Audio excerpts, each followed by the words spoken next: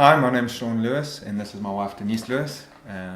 We're parents of two amazing boys, Jordan, who's 6 and goes to Adventureland, and Logan, who's recently joined the Playroom.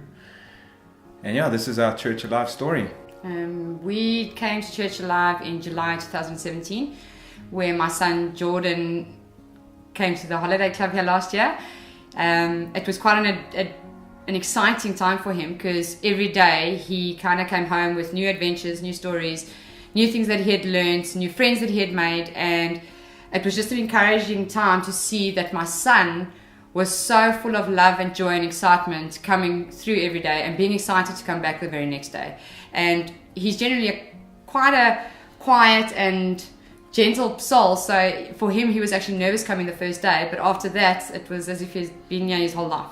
And we then decided for ourselves after the holiday club to come and check out the church, see what it was about, and in October 2017 we came in and we attended about 2 or 3 services. Yeah. And then from there we decided for our son to be dedicated, and we did that in October 2017.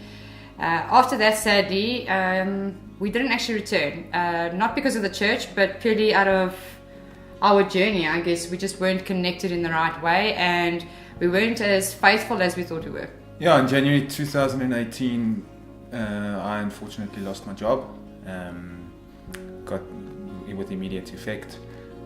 We then realized that we had nothing left to fall onto.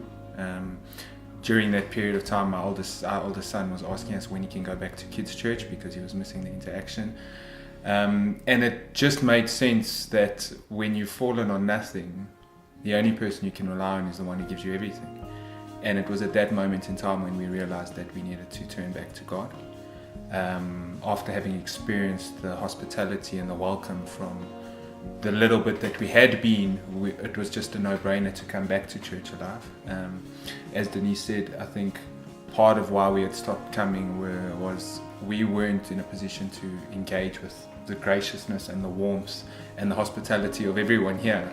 So we stayed in our own little isolated bubble, and by not connecting and by not reaching out, we just fell by the wayside. During the 3-month period that I was unemployed, we got very involved with the church. Denise and I decided to join Growth Track. We completed all 4 steps of Growth Track. We decided to get baptized, and we attended various functions. One of them was family hosting, which is something that we've started serving on the family hosting team. And part of why the family hosting team drew us was when we originally came to church, because it was centered around our children.